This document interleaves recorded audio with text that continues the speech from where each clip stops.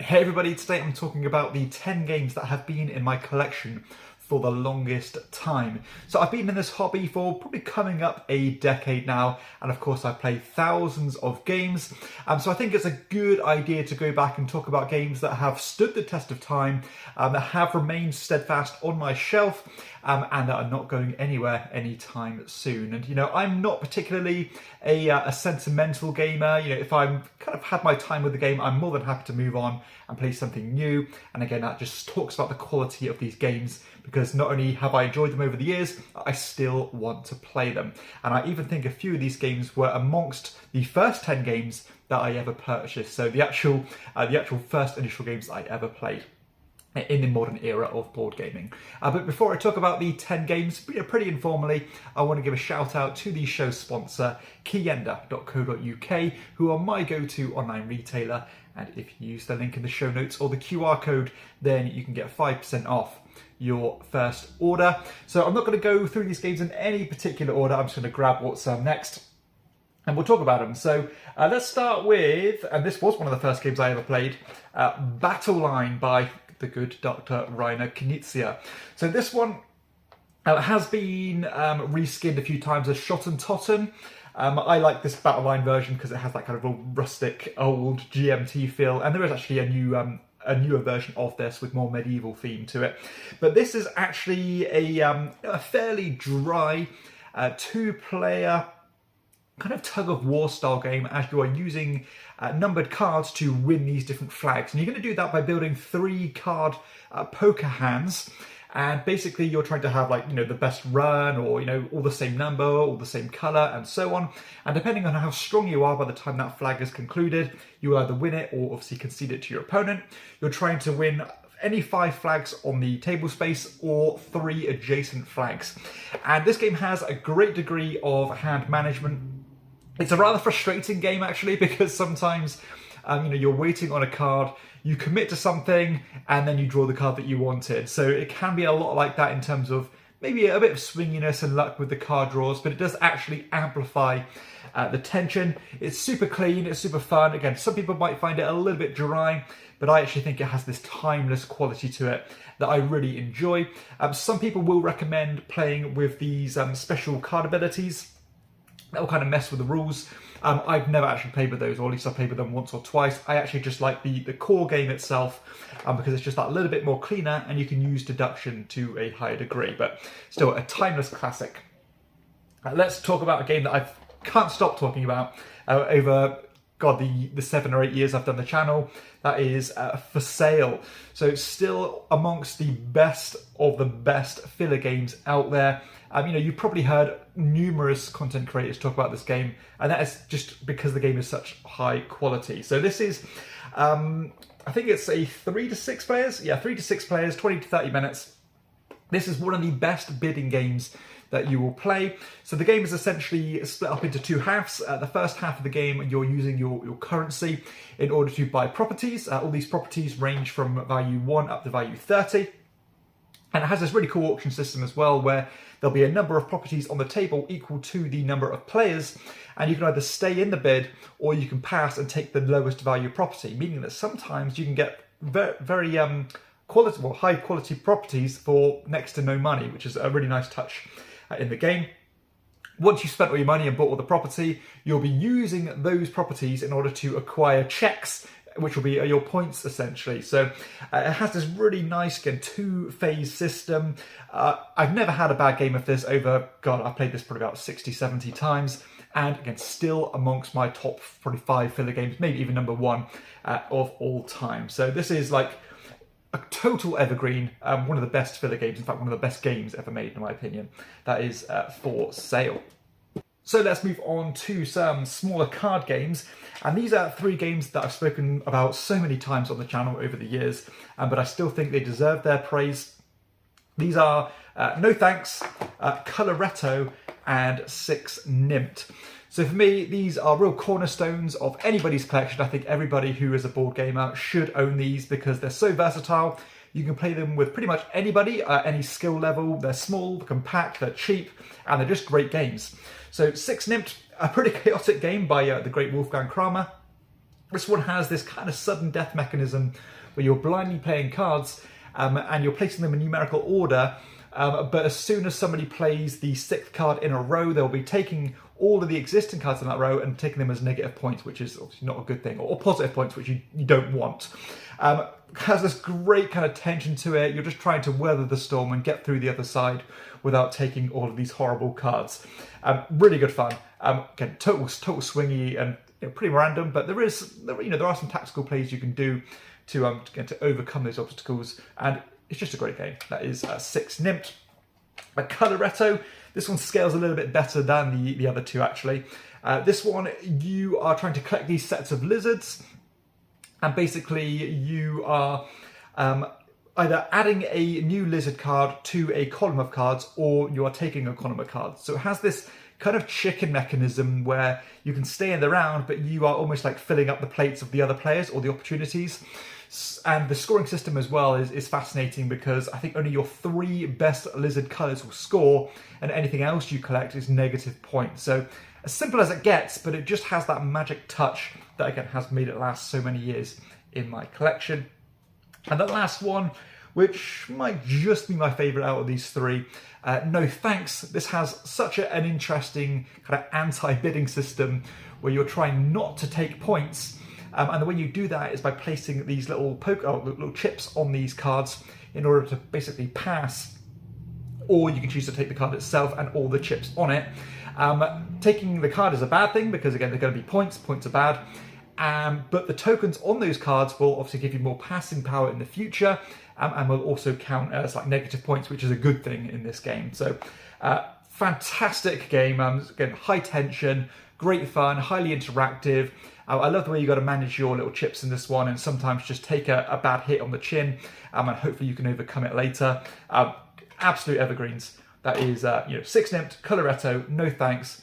They're never going to go anywhere in my collection. I've played them pretty consistently over many, many years, and I still pull them off the shelf regularly. The next one is a game I don't actually play that regularly.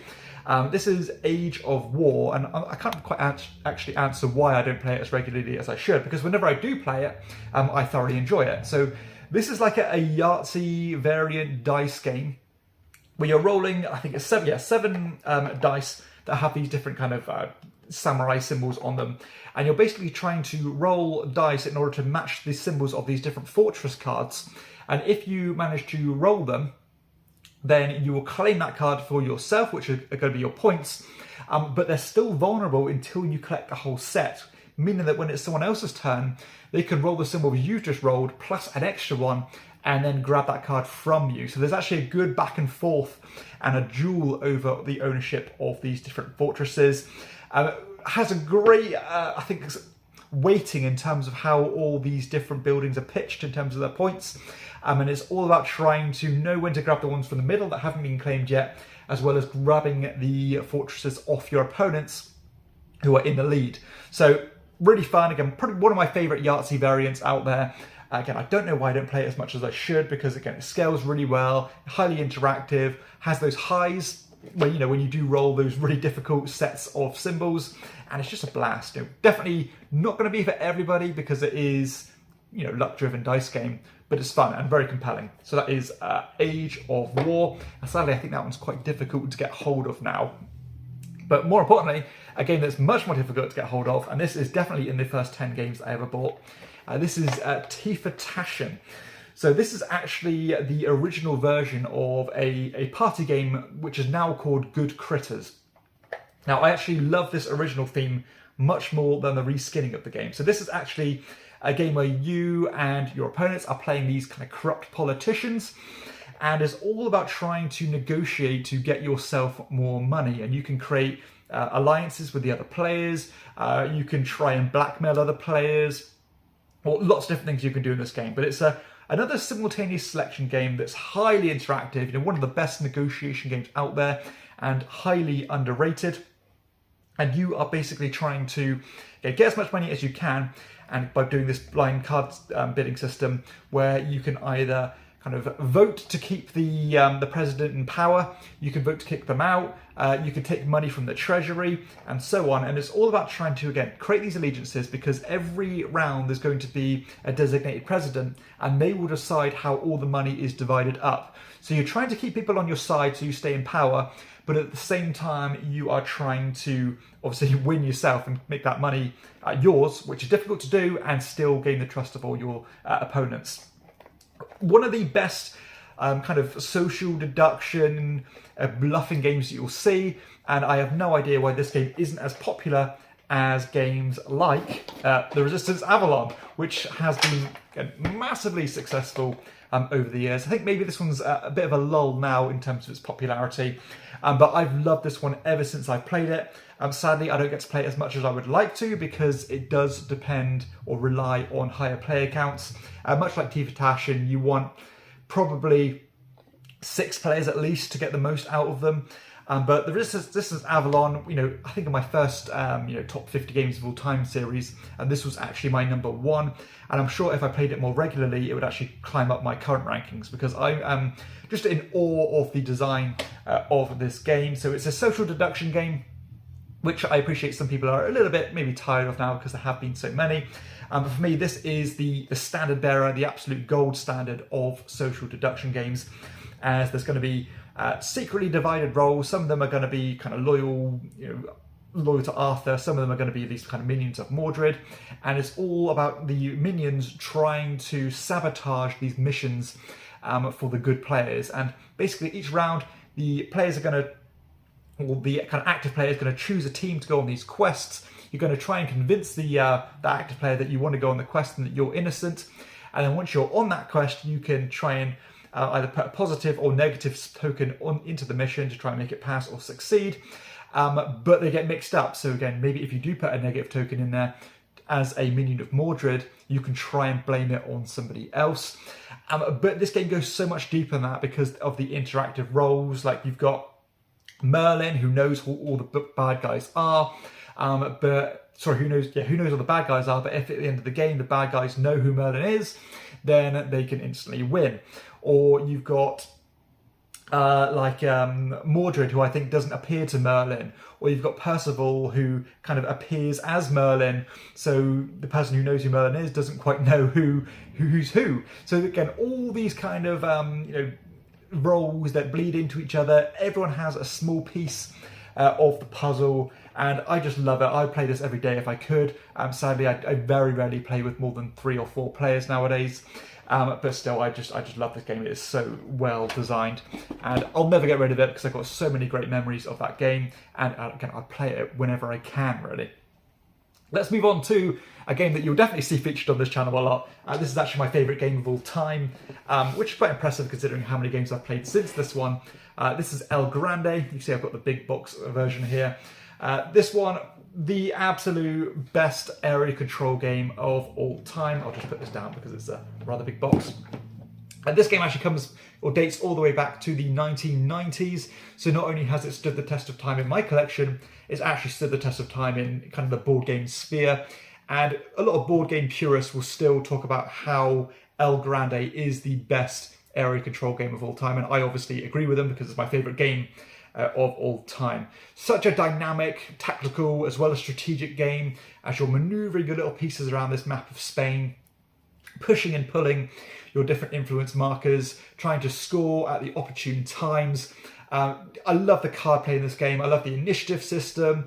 I love the management of your resources to make sure that you're not only playing high cards, that you get to do what you want to do, but knowing when to sit back at times so that you can refill your coffers full of your troops so that you can actually keep competing for these regions. It's an absolute masterpiece, and I cannot say enough good things about this game. Of course, it's my favourite game of all time. So that is El Grande, big box. And the final game, which I think is in the oldest games that I've got here, it's definitely around that mark. This is Trois. So Trois, this is definitely polarizing in terms of the way it looks and maybe even the way it plays, because it actually plays a bit like how it looks in terms of it's very dry and mechanical. Definitely lots of interlocking mechanisms here. And you can argue that the theme is wafer thin, and it is, but I can manage to see it and just pull it through. But this is such a genius dice-driven Euro, as you are drafting. In fact, you're using your own dice as well as forcefully buying dice off the other players in order to trigger these different buildings, which will convert things and let you fight off these threats and try to compete to build the church. It's all about trying to exploit these combos with these various cards that pop up. It's an absolute masterpiece. Whenever I play it, I just come back loving it that little bit more. And again, I don't really play this one as much as I should, and I don't know why I don't, because it's actually quite easy to play once you know how it works. It doesn't even take that long. It's only about an hour and a half. And there's so much variability here in terms of how these cards work with each other, as well as, well, especially if you get the expansion content, there's just infinite combos and things to explore. So this is like my taste of Euro, really. It has that classical feel to it. Although it's, there are some mechanisms that aren't the most intuitive. It feels original and distinct to anything else out there. And despite kind of there being a huge wave of dice-driven Euros over the last maybe 5 years or so, this one goes back to I think 2010 or something. And for me, this one still feels unique, which a lot of the other ones don't. Although there's been tons of great ones, I think they feel quite similar. For me, Trois feels like its own game, and I can't really compare anything else to it, which is probably why it stayed around for so long, and that again, I can't really ever see myself parting with this fantastic design. So that's it. Those are the 10 games that have been in my collection the longest. It kind of turned into a bit of a review, really. But again, this is just a great kind of testament to how good these designs are. You don't have to keep on buying the new of the new. I think sadly some of these games are maybe out of print, but they're all so brilliant. And again, the quality will always ensure that they'll probably stay in print and probably stay on your tables, because they do really hold their own and have weathered the storm and stood the test of time. So hopefully you've enjoyed this video. If you have, please be sure to like and subscribe to the channel. But for everybody else, I'll see you next time on Chairman of the Board. Bye bye.